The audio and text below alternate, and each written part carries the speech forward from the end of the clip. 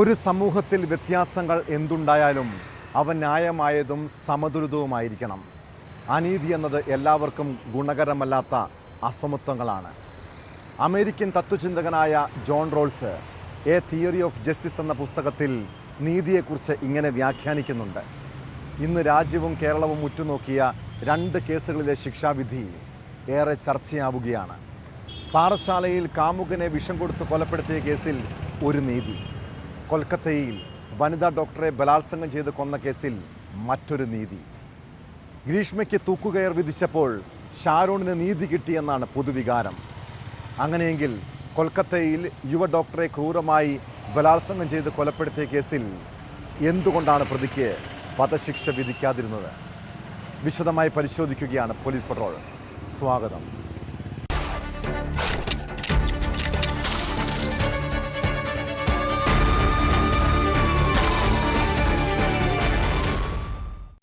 അതിസമർത്ഥമായ രീതിയിൽ നിഷ്ഠൂരമായ കൊലപാതകം നടത്തിയ ഗ്രീഷ്മ യാതൊരു ദയയും അർഹിക്കുന്നില്ല. ഇങ്ങനെ പ്രസ്താവിച്ചുകൊണ്ട് പാറശാല ഷാരോൺ രാജ് വധക്കേസിൽ പ്രതിക്ക് കോടതി തൂക്കുകയർ വിധിച്ചു. കഷായത്തിൽ വിഷം കലർത്തി കാമുകനെ കൊലപ്പെടുത്തിയ കേസിൽ പ്രതിഭാഗത്തിൻ്റെ വാദങ്ങൾ പൂർണ്ണമായും തള്ളിയാണ് നെയ്യാറ്റിൻകര അഡീഷണൽ സെഷൻസ് കോടതി 1-ാം പ്രതി ഗ്രീഷ്മയ്ക്ക് വധശിക്ഷ വിധിച്ചത്. കേസിലെ 3-ാം പ്രതിയും ഗ്രീഷ്മയുടെ അമ്മാവനുമായ നിർമ്മലകുമാരൻ നായർക്ക് 3 വർഷം കഠിന തടവാണ് ശിക്ഷ. സംസ്ഥാനത്ത് വധശിക്ഷയ്ക്ക് വിധിക്കപ്പെട്ട ഏറ്റവും പ്രായം കുറഞ്ഞ വനിതയാണ് ഗ്രീഷ്മ. കോടതി മുറിക്ക് പുറത്ത് ഷാരോൺ രാജിൻ്റെ ബന്ധുക്കൾ വിധി കേട്ട് പൊട്ടിക്കരഞ്ഞു.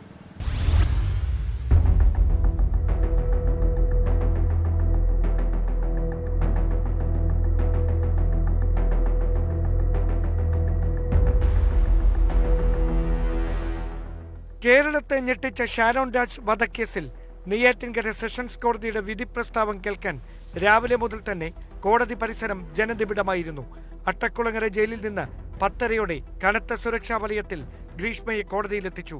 തൊട്ടു പിന്നാലെ ഷാരോൺ രാജിന്റെ മാതാപിതാക്കളും കോടതി പരിസരത്തെത്തി. 11 മണിക്ക് ജസ്റ്റിസ് AM ബഷീർ ചേംബറിൽ.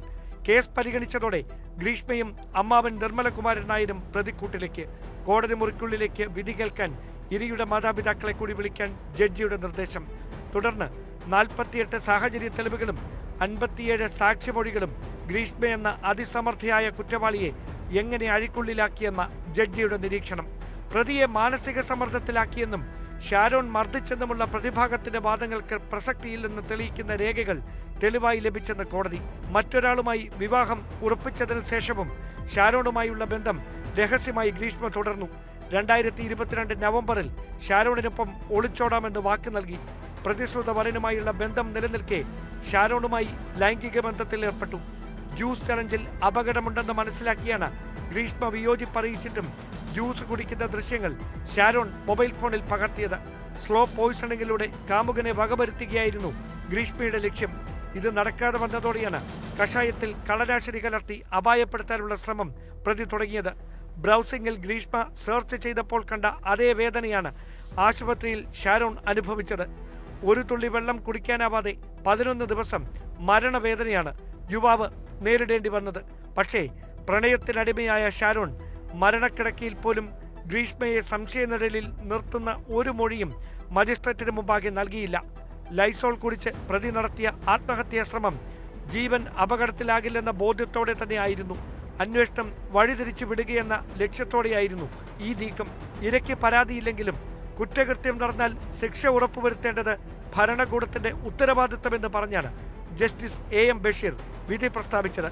തട്ടിക്കൊണ്ടു പോകലിന് 10 വർഷവും അന്വേഷണം വഴിതിരിച്ചു വിടാൻ നടത്തിയ ശ്രമങ്ങൾക്ക് 5 വർഷവും തടവ് വിധിച്ച കോടതി പ്രതിയുടെ കൊടും കുറ്റകൃത്യത്തിന് തൂക്കുകയർ തന്നെയാണ് അർഹിക്കുന്ന ശിക്ഷയെന്നും വിധിച്ചു. ഷാരോൺ രാജിന്റെ കുടുംബത്തിന് 2 ലക്ഷം രൂപ നഷ്ടപരിഹാരം നൽകാനും വിധിയിൽ പരാമർശമുണ്ട്. അഡ്മിനിസ്ട്രേറ്റീവ് സിസ്റ്റത്തിൽ ഒരു വലിയ വിജയമായിട്ട് കാണുന്നു. കൂടാതെ ഇന്ന് വിധിന്യായത്തിൽ അവിടെ കോടതിയിൽ ഓപ്പണായിട്ട് പറഞ്ഞത് കേരള പോലീസിന് തീർച്ചയായിട്ടും വലിയൊരു അഭിമാനകരമായിട്ടുള്ള ഒരു അപ്രീസിയേഷനാണ് ഓപ്പൺ കോടതിയിൽ ബഹുമാനപ്പെട്ട കോടതി പറഞ്ഞത്. പ്രോസിക്യൂഷൻ്റെ എല്ലാ വാദങ്ങളും ബഹുമാനപ്പെട്ട കോടതി അംഗീകരിച്ചാണ്. വധശിക്ഷ തന്നെ മാക്സിമം പണിഷ്മെന്റ് നമ്മൾ പ്രതീക്ഷ തന്നെയാണ്. ഒരു നല്ല രീതിയിൽ ഒരു കേസ് ഫ്രെയിം ചെയ്ത് അത് നല്ല രീതിയിൽ ഒരു സ്പെഷ്യൽ പബ്ലിക് പ്രോസിക്യൂട്ടർ ഏറ്റെടുത്ത് നടത്തി നമ്മൾ ആ ട്രയലും കൂടെ മോണിറ്റർ ചെയ്ത് കഴിഞ്ഞാൽ തീർച്ചയായും ഇതുപോലെയുള്ള വിധികൾ ഇനിയും കേരളത്തിൽ ഉണ്ടാവും. ഇത്തരം പ്രമാദമായ കേസുകളിലൊക്കെ തെളിവ് നശിപ്പിക്കാൻ കൂട്ടുനിന്നതിനാണ് ഗ്രീഷ്മയുടെ അമ്മാവൻ നിർമ്മലകുമാരൻ നായരെ 3 വർഷം കഠിന തടവിന് വിധിച്ചത്. പ്രതിക്കൂട്ടിൽ നിസ്സംഗതയോടെയാണ് ഗ്രീഷ്മ വിധി പ്രസ്താവം കേട്ടത്. പക്ഷേ കോടതി മുറിക്ക് പുറത്ത് ഷാരോൺ രാജിന്റെ ബന്ധുക്കൾ വിധി കേട്ട് പൊട്ടിക്കരഞ്ഞു. എന്റെ പൊന്നുമോന്റെ നിഷ്കളങ്കനായ എന്റെ പൊന്നുമോന്റെ നിലവിളിയാണ്. ദൈവം നീതിമാനായ ജഡ്ജിൽ ഇറങ്ങി വന്നത്.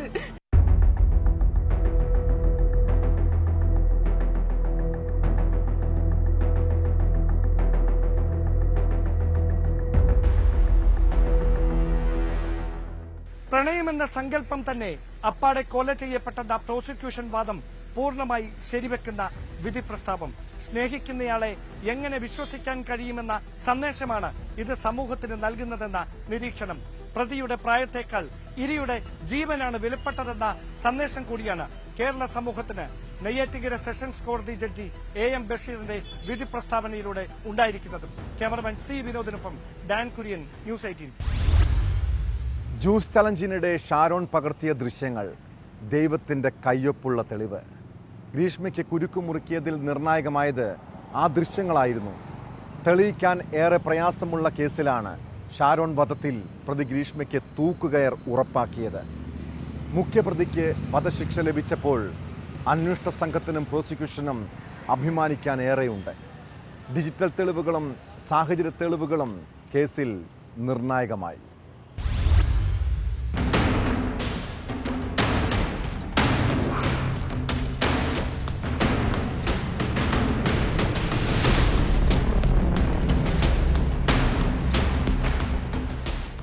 വെട്ടുകത്തിയോ കമ്പിപ്പാരയോ തോക്കോ അങ്ങനെ പ്രത്യക്ഷത്തിൽ കണ്ടെത്താൻ കഴിയുന്ന ആയുധങ്ങളൊന്നുമില്ലാതെ നടത്തിയ കൊലപാതകം.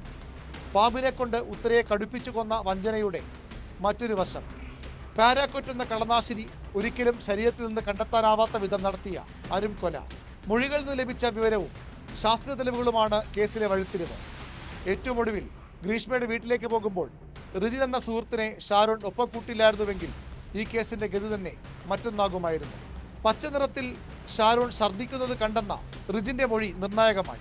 കളനാശിനിയുടെ സാന്നിധ്യം ഷാരോണിന്റെ ശരീരത്തിലോ വസ്ത്രത്തിലോ ആന്തരിക അവയവങ്ങളിലോ പോലും ഉണ്ടായിരുന്നുമില്ല. ശരീരഭാഗങ്ങൾ അഴുകിപ്പോയതും 3 പ്രാവശ്യം ഡയാലിസിസ് നടത്തിയതുമാണ് തെളിവുകൾ നഷ്ടപ്പെടാൻ കാരണമായത്. ഫോണുകൾ പരിശോധിച്ചതിലൂടെ ചില തെളിവുകൾ കിട്ടിയ അന്വേഷണ സംഘം ചോദ്യം ചെയ്യൽ കടുപ്പിച്ചതോടെ കളനാശിനിയുടെ വിവരങ്ങൾ പുറത്തു വന്നു. പാരാക്കോറ്റ് കമ്പനിയുടെ ഒറീസയിലെ ഫാക്ടറി വരെ അന്വേഷണ സംഘം എത്തി. യൂട്യൂബിൽ തെരച്ചിൽ നടത്തിയത് പ്രതിക്ക് വിനയായി.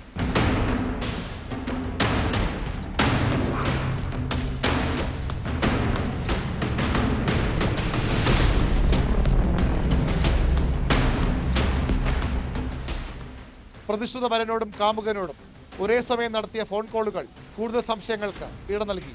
ജയിൽ വേണമോ വീട് വേണമോ എന്ന് അന്വേഷണ ഉദ്യോഗസ്ഥന്റെ ചോദ്യം. 1-ാം പ്രതിയുടെ അമ്മയും അമ്മാവനും സത്യങ്ങൾ പകൽ പോലെ വിളിച്ചു പറഞ്ഞു. 48 സാഹചര്യ തെളിവുകൾ, 95 സാക്ഷിമൊഴികൾ, 323 രേഖകൾ. ഇതിനെല്ലാം അപ്പുറം 1-ാം പ്രതി കൊണ്ടു നടന്ന ചെകുത്താന്റെ മനസ്സ്. ഒടുവിൽ ഗ്രീഷ്മയുടെ കഴുത്ത് തൂക്കുകയറിന് പാകമായി.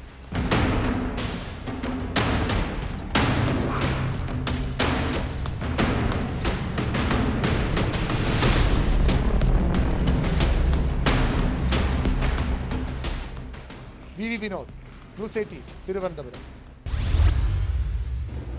കൊൽക്കത്ത RG കാർ മെഡിക്കൽ കോളേജിൽ ക്രൂര പീഡനത്തിനിരയായി കൊല ചെയ്യപ്പെട്ട വനിതാ ഡോക്ടർക്ക് നീതി എവിടെ? രാജ്യത്ത് ഏറെ കോളിളക്കം സൃഷ്ടിച്ച കേസിൽ പ്രതി സഞ്ജയ് റോയ്ക്ക് ജീവപര്യന്തം തടവ് മാത്രമാണ് ശിക്ഷ. അപൂർവങ്ങളിൽ അപൂർവമായ കേസായി കണക്കാക്കാൻ ആകില്ലെന്ന് പറഞ്ഞാണ് സിയാൽദ അഡീഷണൽ സെഷൻസ് കോടതി ശിക്ഷ വിധിച്ചത്.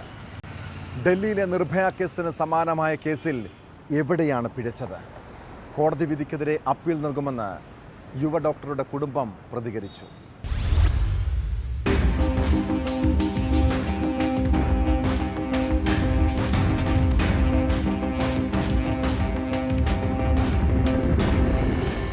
രാജ്യവ്യാപക പ്രതിഷേധത്തിനിടയാക്കിയ കൊൽക്കത്ത RG കാർ മെഡിക്കൽ കോളേജിലെ ബലാത്സംഗ കൊലപാതകത്തിലെ പ്രതിക്ക് തൂക്കുകയറില്ല. കേസ് അപൂർവങ്ങളിൽ അപൂർവമെന്നും വധശിക്ഷ തന്നെ നൽകണമെന്നുമുള്ള CBI വാദം കോടതി അംഗീകരിച്ചില്ല. അപൂർവങ്ങളിൽ അപൂർവമായി കണക്കാക്കാനാകില്ലെന്ന് സിയാൽദ കോടതി ജഡ്ജി അനിർബാൻ ദാസ് വിധി പ്രസ്താവത്തിൽ പറഞ്ഞു. കുറ്റം തെളിഞ്ഞതിനാൽ പ്രതി സഞ്ജയ് റോയ് ജീവിതാന്ത്യം വരെ തടവിൽ കിടക്കണം. 50,000 രൂപ പിഴയും ഒടുക്കണം. പശ്ചിമ ബംഗാൾ സർക്കാർ ഡോക്ടറുടെ കുടുംബത്തിന് 17 ലക്ഷം രൂപ നഷ്ടപരിഹാരം നൽകണമെന്നും കോടതി നിർദ്ദേശിച്ചു. എന്നാൽ കുടുംബം അത് നിരസിച്ചു. നഷ്ടപരിഹാരമല്ല, നീതിയാണ് വേണ്ടതെന്ന് കുടുംബം ജഡ്ജിയോട് പറഞ്ഞു. ഇത് കോടതിയിൽ നാടകീയ രംഗങ്ങൾക്ക് ഇടയാക്കി. ശിക്ഷ പ്രഖ്യാപിക്കുന്നതിന് മുൻപ് സഞ്ജയ് റോയിയുടെ വാദം കോടതി കേട്ടിരുന്നു. തെറ്റ് ചെയ്തിട്ടില്ലെന്ന് അപ്പോഴും സഞ്ജയ് റോയ് ആവർത്തിച്ചു. പ്രതിക്ക് മാനസാന്തരപ്പെടാൻ അവസരം നൽകണമെന്ന് പ്രതിഭാഗവും വാദിച്ചു. വിധി ഞെട്ടിച്ചതായും ഹൈക്കോടതിയിൽ അപ്പീൽ നൽകുമെന്നും കുടുംബം പ്രതികരിച്ചു. വിധിയിൽ തൃപ്തിയില്ലെന്നായിരുന്നു ബംഗാൾ മുഖ്യമന്ത്രി മമതാ ബാനർജിയുടെ പ്രതികരണം. വധശിക്ഷ നൽകണമെന്ന് ആദ്യം മുതൽ ആവശ്യപ്പെടുന്നതാണെന്നും മമത പറഞ്ഞു.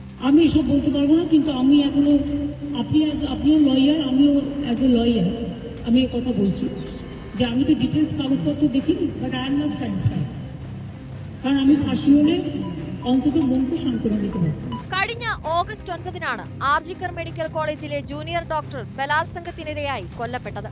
നീതി ആവശ്യപ്പെട്ട് രാജ്യത്തിന്റെ വിവിധ ഭാഗങ്ങളിൽ ഡോക്ടർമാർ തെരുവിലിറങ്ങിയതോടെ പ്രതിഷേധം ആളിക്കത്തി. മുഖ്യമന്ത്രി എന്ന നിലയിൽ മമതയെ പ്രതിരോധത്തിലാക്കിയ സംഭവമായിരുന്നു ആർജിക്കർ മെഡിക്കൽ കോളേജിലെ ബലാത്സംഗ കൊലപാതകം.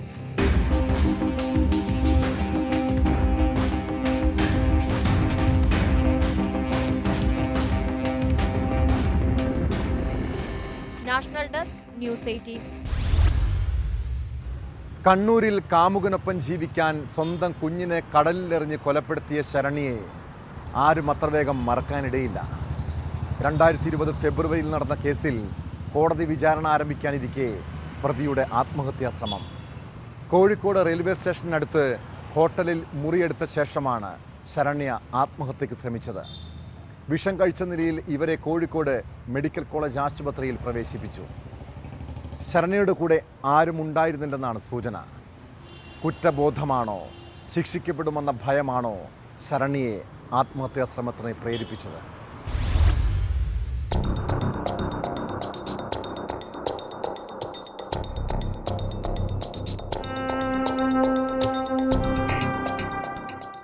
വിഷം കഴിച്ച നിലയിലാണ് ശരണ്യയെ കോഴിക്കോട് മെഡിക്കൽ കോളേജ് ആശുപത്രിയിൽ പ്രവേശിപ്പിച്ചത്. കോഴിക്കോട് റെയിൽവേ സ്റ്റേഷനടുത്ത് ഹോട്ടലിൽ മുറിയെടുത്തതിനു ശേഷമാണ് ആത്മഹത്യാ ശ്രമം. രാവിലെയാണ് ഹോട്ടൽ ജീവനക്കാർ ശരണ്യയെ ആശുപത്രിയിൽ എത്തിച്ചത്. ശരണ്യയുടെ കൂടെ ആരുമുണ്ടായിരുന്നില്ല. കുട്ടിയെ കൊന്ന കേസിൽ തളിപ്പറമ്പ് കോടതിയിൽ വിചാരണ തുടങ്ങാനിരിക്കെയാണ് ആത്മഹത്യാ ശ്രമം. 2020 ഫെബ്രുവരി 17-നാണ് ശരണ്യ മകൻ 1.5 വയസ്സുകാരനായ വിയാനെ കൊലപ്പെടുത്തിയത്.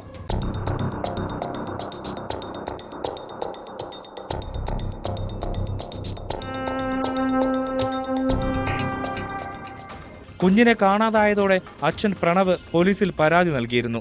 പിന്നീട് നാട്ടുകാരും പോലീസും നടത്തിയ തെരച്ചിലിനൊടുവിൽ ശരണ്യയുടെ വീട്ടിൽ നിന്നും 50 മീറ്റർ അകലെയുള്ള കടൽ ഭിത്തിയിൽ മൃതദേഹം കണ്ടെത്തുകയായിരുന്നു. സംഭവത്തിൽ കുട്ടിയുടെ അച്ഛൻ പ്രണവിനെതിരെ ശരണ്യയുടെ ബന്ധു പോലീസിൽ പരാതി നൽകി. ശരണ്യക്കെതിരെ പ്രണവും പോലീസിനെ സമീപിച്ചു. ഇതോടെ ഇരുവരെയും കസ്റ്റഡിയിലെടുത്ത് പോലീസ് ചോദ്യം ചെയ്യുമ്പോഴാണ് ശരണ്യയാണ് കൊലയാളിയെന്ന് കണ്ടെത്തുന്നത്. കുഞ്ഞിനെ കൊന്ന ശേഷം കുറ്റം ഭർത്താവ് പ്രണവിന്റെ തലയിൽ കെട്ടിവെച്ച് കാമുകനൊപ്പം ജീവിക്കാനായിരുന്നു പദ്ധതിയെന്നാണ് ശരണ്യ പോലീസിന് മൊഴി നൽകിയത്. കേസിൽ ശരണ്യയുടെ കാമുകനായ കണ്ണൂർ വാരം സ്വദേശി നിതിനും അറസ്റ്റിലായിരുന്നു. കുഞ്ഞിനെ കൊലപ്പെടുത്താൻ ഗൂഢാലോചന നടത്തുകയും പ്രേരിപ്പിക്കുകയും ചെയ്തത് നിതിനാണെന്ന് കുറ്റപത്രത്തിൽ പറയുന്നു.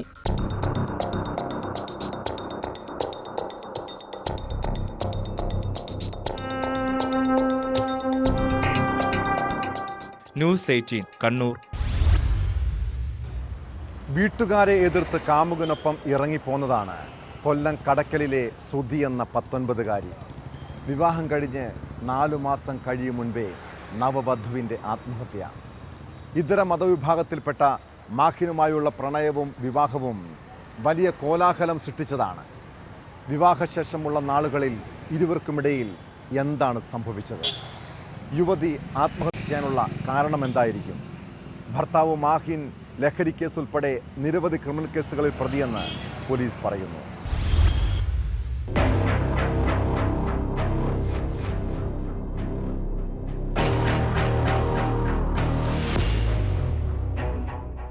നാലു മാസം മുമ്പാണ് പുനയം സ്വദേശിയായ മാഹിനൊപ്പം ശ്രുതി വീട് വിട്ടുപോയത്.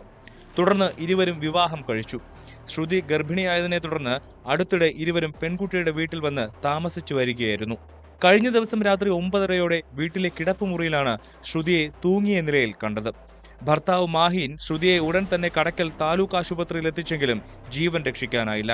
മരണം സ്ഥിരീകരിച്ചതിന് പിന്നാലെ മാഹീൻ ആശുപത്രിയിൽ നിന്ന് ഒളിവിൽ പോയതായി പോലീസ് പറഞ്ഞു.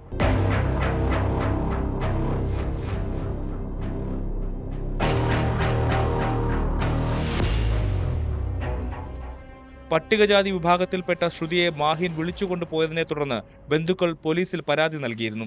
അന്ന് തന്നെ സ്റ്റേഷനിൽ ഹാജരായ പെൺകുട്ടി മാഹീനൊപ്പം തന്നെ പോകണമെന്നാണ് നിലപാടെടുത്തത്. തുടർന്നായിരുന്നു ഇവരുടെ വിവാഹം. മാഹീൻ ലഹരിമരുന്ന് കേസ് ഉൾപ്പെടെ നിരവധി ക്രിമിനൽ കേസുകളിൽ പ്രതിയാണെന്ന് പോലീസ് പറയുന്നു. മൃതദേഹം പോസ്റ്റ്മോർട്ടത്തിനായി പാരിപ്പള്ളി മെഡിക്കൽ കോളേജിലേക്ക് മാറ്റി. കടക്കൽ പോലീസ് അസ്വാഭാവിക മരണത്തിന് കേസെടുത്ത് അന്വേഷണം ആരംഭിച്ചു.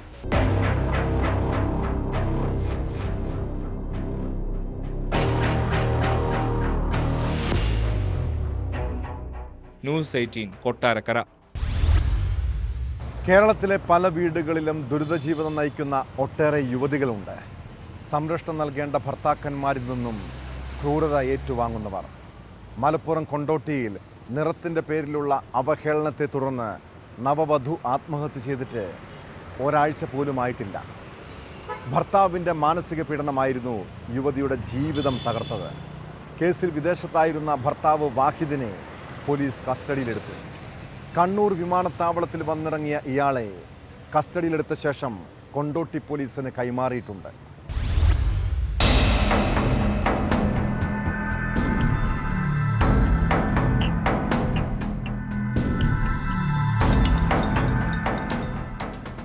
കഴിഞ്ഞ ചൊവ്വാഴ്ചയാണ് 19-കാരിയായ ഷഹാന മുംതാസ് വീടിനുള്ളിൽ ജീവനൊടുക്കിയത്. നിറത്തിന്റെ പേരിൽ ഭർത്താവ് വാഹിദ് തുടർച്ചയായി അവഹേളിച്ചതും വിവാഹബന്ധം വേർപെടുത്തുമെന്ന് പറഞ്ഞതുമാണ് ഷഹാനയെ ജീവനൊടുക്കാൻ പ്രേരിപ്പിച്ചത്. സംഭവത്തിൽ അന്വേഷണം തുടങ്ങിയ കൊണ്ടോട്ടി ഡിവൈഎസ്പിയുടെ നേതൃത്വത്തിലുള്ള സംഘം വിദേശത്തുള്ള ഭർത്താവ് വാഹിദിനെതിരെ ആത്മഹത്യാ പ്രേരണ, ഭർതൃപീഡനം എന്നീ കുറ്റങ്ങൾക്കുള്ള വകുപ്പുകൾ ചുമത്തി. ലുക്കൌട്ട് നോട്ടീസും പുറപ്പെടുവിച്ചു. ഇതിനു പിന്നാലെയാണ് വിദേശത്തുനിന്നും കണ്ണൂർ വിമാനത്താവളത്തിൽ വന്നിറങ്ങിയ വാഹിദ് പോലീസിന്റെ പിടിയിലായത്. മട്ടന്നൂർ പോലീസ് പ്രതിയെ കൊണ്ടോട്ടി പോലീസിന് കൈമാറി.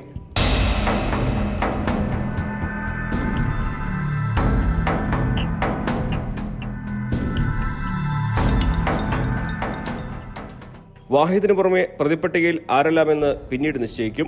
2024 മെയ് മാസത്തിലായിരുന്നു ഇരുവരുടെയും നിക്കാഹ്. 20 ദിവസം മാത്രമായിരുന്നു ഇവർ ഒരുമിച്ചുണ്ടായിരുന്നത്.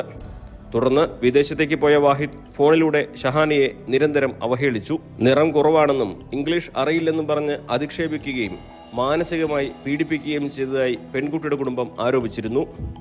വാഹിദിന്റെ കുടുംബം കൂടി ഇതിന് കൂട്ടുനിന്നതോടെ ഷഹാന മാനസികമായി തകർന്നു. വിവാഹബന്ധം വേർപിരിയേണ്ടി വരുമെന്ന ഇവരുടെ ഭീഷണിയാണ് ഷഹാനയെ ആത്മഹത്യയ്ക്ക് പ്രേരിപ്പിച്ചതെന്നാണ് കുടുംബം ആരോപിക്കുന്നത്. ഷഹാനയുടെ മൊബൈൽ ഫോണിലെ ശബ്ദ സന്ദേശങ്ങളും ഡയറി കുറിപ്പുകളും ഈ ആരോപണം സാധൂകരിക്കുന്നു. വിദേശത്തുള്ള പ്രതിയെ കൃത്യം നടന്ന് ഒരാഴ്ചയ്ക്കുള്ളിൽ തന്നെ നാട്ടിലെത്തിച്ച് പിടികൂടാൻ കഴിഞ്ഞത് പോലീസിന് നേട്ടമായി.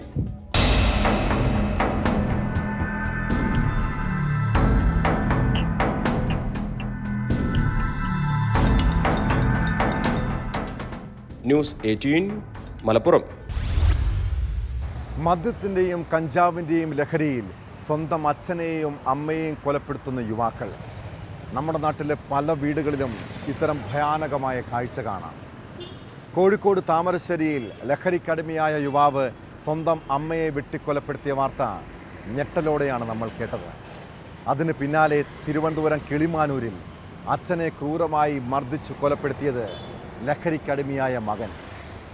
കിളിമാനൂർ സ്വദേശി ഹരികുമാർ മർദ്ദനമേറ്റ് ചികിത്സയിലിരിക്കെയാണ് മരിച്ചത്. കേസിൽ മകൻ ആദിത്യയെ പോലീസ് കസ്റ്റഡിയിലെടുത്തു.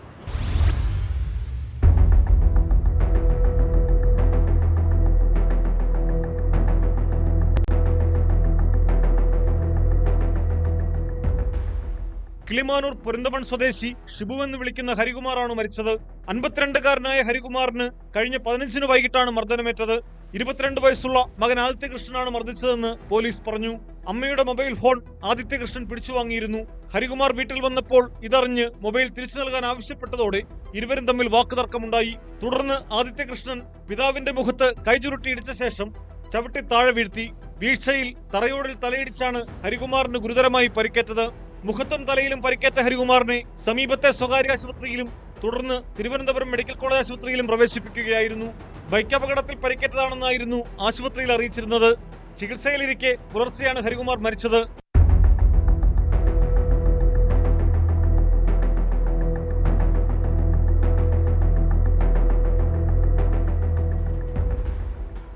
ബന്ധുക്കളുടെ മൊഴിയെടുത്ത ശേഷം കൊലപാതക കുറ്റം ഉൾപ്പെടെയുള്ള വകുപ്പുകൾ ചുമത്തിയാണ് പോലീസ് എഫ്ഐആർ രജിസ്റ്റർ ചെയ്തത്. ആദിത്യ കൃഷ്ണനെ പോലീസ് കസ്റ്റഡിയിലെടുത്തു. പോസ്റ്റ്മോർട്ടത്തിലെ മരണകാരണം പൂർണ്ണമായി വ്യക്തമാകുമെന്ന് പോലീസ് അറിയിച്ചു. ആദിത്യ കൃഷ്ണന്റെ അറസ്റ്റ് രേഖപ്പെടുത്തി കോടതിയിൽ ഹാജരാക്കും. ലഹരിക്കടിമയായി ഇയാൾ വീട്ടിൽ നിരന്തരം പ്രശ്നമുണ്ടാക്കിയിരുന്നതായാണ് പോലീസിന് ലഭിച്ച വിവരം.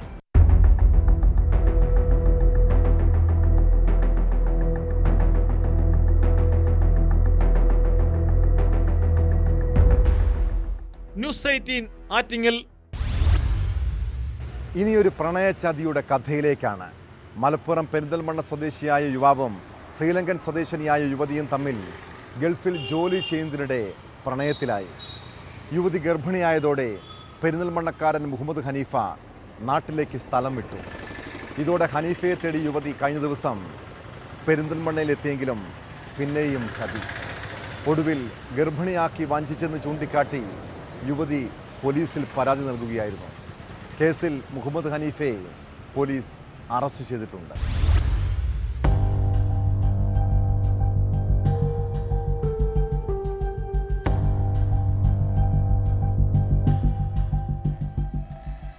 UAE-യിൽ ജോലി ചെയ്യുന്നതിനിടെയാണ് ശ്രീലങ്കക്കാരിയുമായി മുഹമ്മദ് ഹനീഫ പരിചയപ്പെടുന്നത്. വിവാഹ വാഗ്ദാനം നൽകിയതിന് പിന്നാലെ ഇരുവരും ഒന്നിച്ച് താമസമാക്കി. ഇതിനിടെ യുവതി ഗർഭിണിയായപ്പോൾ ഇയാൾ നാട്ടിലേക്ക് മടങ്ങി.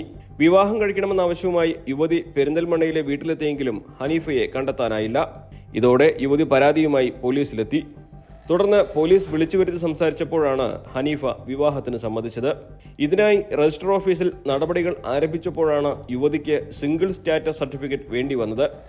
സർട്ടിഫിക്കറ്റ് സംഘടിപ്പിക്കാൻ ഇവർ ശ്രീലങ്കയിൽ പോയി വന്നപ്പോഴേക്കും യുവാവ് മറ്റൊരു പെൺകുട്ടിയെ വിവാഹം ചെയ്യാൻ നീക്കം തുടങ്ങിയിരുന്നു.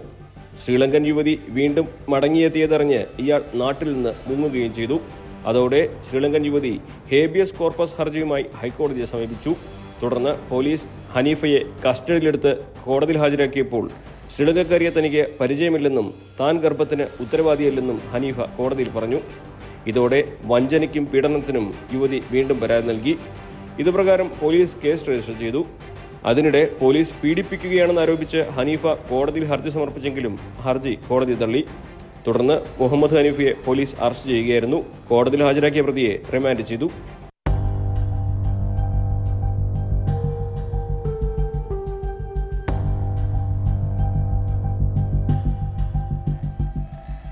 ന്യൂസ് 18 മലപ്പുറം. എറണാകുളം ചേന്ദമംഗലം കൂട്ടക്കൊലയിൽ പ്രതി ഒരിക്കലും മാപ്പർഹിക്കാത്ത തെറ്റാണ് ചെയ്തത്. 2 കുരുന്നുകളെ അനാഥനാക്കിയ ഋതു വെറുക്കപ്പെട്ടവനാണ്. അയാൾക്കെതിരെ നാട്ടുകാരുടെ ഭാഗത്തു നിന്ന് വൈകാരികമായ പ്രതികരണങ്ങൾ ഉണ്ടാകാം.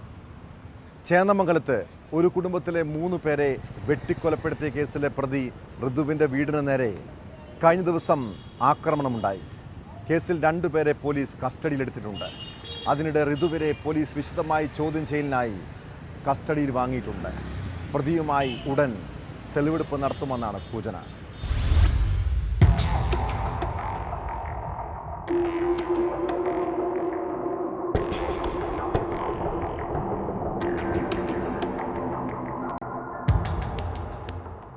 വീടിന്റെ ജനൽ ചില്ലുകളും സിറ്റൌട്ടിന്റെ ഒരു ഭാഗവുമാണ് തകർത്തത്.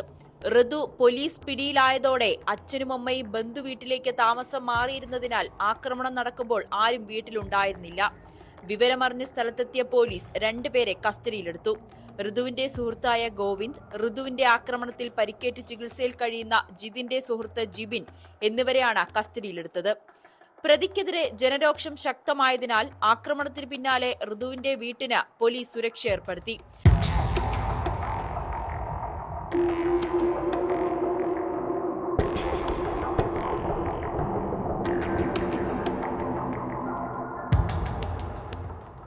കാട്ടിപ്പറമ്പിൽ വേണു, ഭാര്യ ഉഷ, മകൾ വിനീഷ എന്നിവരെയാണ് ഋതു അതിദാരുണമായി കൊലപ്പെടുത്തിയത്.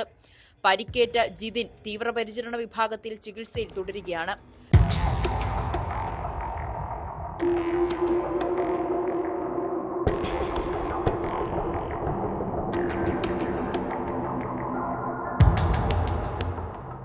ന്യൂസ് 18 കൊച്ചി. കേരളത്തിലെ ഒരു മെത്രാപ്പൊലിത്തയും ജഡ്ജിയും ഡോക്ടർമാരും ഉൾപ്പെടെ പല പ്രമുഖരും ഓൺലൈൻ തട്ടിപ്പിന് ഇരകളായിട്ടുണ്ട്. കോട്ടയത്തെ ഒരു വൈദികനാണ് തട്ടിപ്പിൻ്റെ ഒടുവിലത്തെ ഇര. വൈദികനിൽ നിന്നും 1.5 കോടിയോളം രൂപ തട്ടിയത് പ്രമുഖ കമ്പനിയുടെ വ്യാജ ആപ്ലിക്കേഷൻ ഉപയോഗിച്ചെന്ന് പോലീസ് കണ്ടെത്തൽ. ഒറിജിനലിനെ വെല്ലുന്ന വിധമായിരുന്നു ആപ്പ് പ്രവർത്തിച്ചിരുന്നത്. വാട്സപ്പ് ഗ്രൂപ്പിൽ അംഗമാക്കിയാണ് വൈദികനെ തട്ടിപ്പിന് ഇരയാക്കിയത്.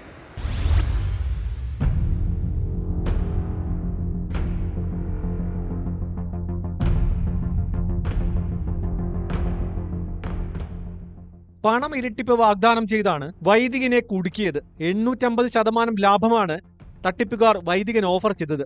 ഇന്ത്യയിലെ തന്നെ പ്രമുഖ ഓൺലൈൻ ട്രേഡിംഗ് ആപ്ലിക്കേഷന്റെ പേരിൽ വ്യാജ ആപ്പ് ഉണ്ടാക്കിയാണ് തട്ടിപ്പ് നടത്തിയത്. വാട്സപ്പ് ഗ്രൂപ്പ് ഉണ്ടാക്കി വ്യാജ ആപ്ലിക്കേഷൻ നൽകി. ആപ്ലിക്കേഷൻ ഇൻസ്റ്റാൾ ചെയ്തതോടെ വൈദികന്റെ പൂർണ്ണ വിവരങ്ങളും തട്ടിപ്പുകാർക്ക് ലഭിച്ചു.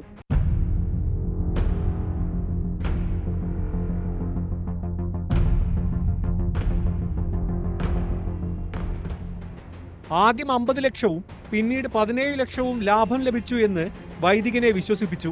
പണം ട്രാൻസ്ഫർ ചെയ്തിട്ടുണ്ടെന്നും പറഞ്ഞു. ഈ ലാഭം കണ്ടതോടെയാണ് 1,41 ലക്ഷം രൂപ വൈദികൻ നൽകിയത്. സ്വർണം പണയം വെച്ച തുകയടക്കം കൈമാറിയെന്നാണ് മൊഴി. തട്ടിപ്പ് സംഘം കൈക്കലാക്കിയതിൽ 28 ലക്ഷം രൂപ മാത്രമാണ് പോലീസിന് തിരിച്ചുപിടിക്കാൻ സാധിച്ചത്.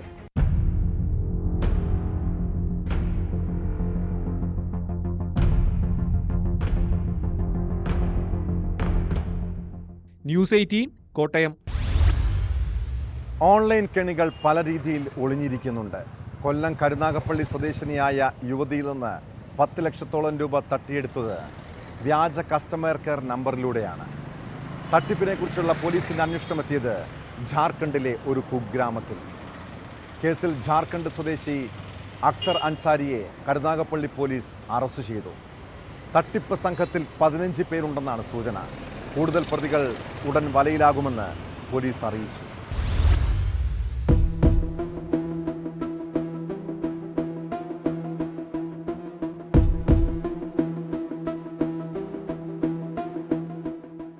മാരാരിത്തോട്ടം സ്വദേശിനിയാണ് തട്ടിപ്പിനിരയായത്. ഓൺലൈൻ പേയ്മെന്റ് നടത്താൻ കഴിയാതെ വന്നപ്പോൾ ഗൂഗിളിൽ തിരഞ്ഞു. കിട്ടിയതാകട്ടെ വ്യാജ കസ്റ്റമർ കെയർ നമ്പർ. നിർദ്ദേശങ്ങൾ നൽകിയ ഓൺലൈൻ തട്ടിപ്പ് സംഘം യുവതിയിൽ നിന്ന് 10 ലക്ഷത്തിലധികം രൂപ കൈക്കലാക്കി. പോലീസ് അന്വേഷണത്തിൽ പ്രതി ജാർഖണ്ഡിലാണെന്ന് മനസ്സിലാക്കി. കർമ്മതാർ ഗ്രാമത്തിൽ നിന്നാണ് പ്രതി അക്തർ അൻസാരിയെ പിടികൂടിയത്.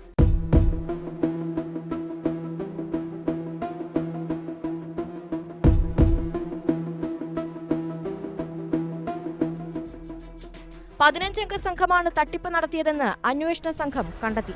ഗ്രാമീണരുടെ പേരിൽ അക്കൗണ്ട് തുടങ്ങിയാണ് സംഘം പണം കൈമാറ്റം ചെയ്തിരുന്നത്. കൂടുതൽ പ്രതികൾ ഉടൻ വലയിലാകുമെന്നാണ് അന്വേഷണ സംഘം പറയുന്നത്.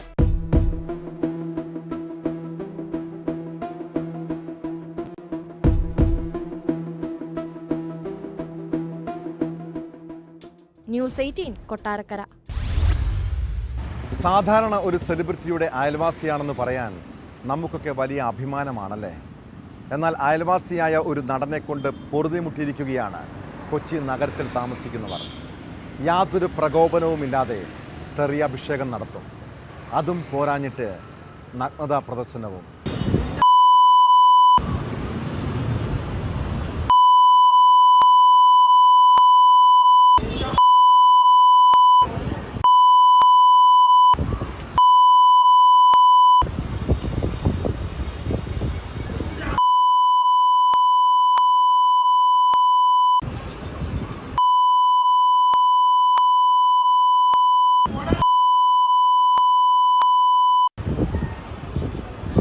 വിനായകൻ നല്ല നടനൊക്കെ ആയിരിക്കും എന്നു കരുതി നാട്ടുകാരെ അസഭ്യം പറയാനും വെല്ലുവിളിക്കാനും അയാൾ ആരാണ്? ഫ്ളാറ്റിൻ്റെ ബാൽക്കണിയിൽ നിന്ന് അയൽവാസിക്ക് നേരെയാണ് നടൻ നഗ്നതാ പ്രദർശനവും തെറിയാഭിഷേകവും നടത്തിയത്. വിനായകൻ്റെ ദൃശ്യങ്ങൾ സമൂഹ മാധ്യമങ്ങളിൽ പ്രചരിക്കുന്നുണ്ട്. പരാതി കിട്ടിയാൽ കേസെടുക്കുമെന്നാണ് എറണാകുളം നോർത്ത് പോലീസ് അറിയിച്ചത്. ബോബി ചെമ്മണ്ണൂരിനെ കേസെടുത്ത് ജയിലിനടച്ചതുപോലെ ഈ മഹാനെയും അകത്താക്കാൻ കേരള പോലീസിന് ആർജവമുണ്ടോ? ഇതോടെ ഇന്നത്തെ പോലീസ് പെട്രോൾ പൂർണ്ണമാകുന്നു. നമസ്കാരം.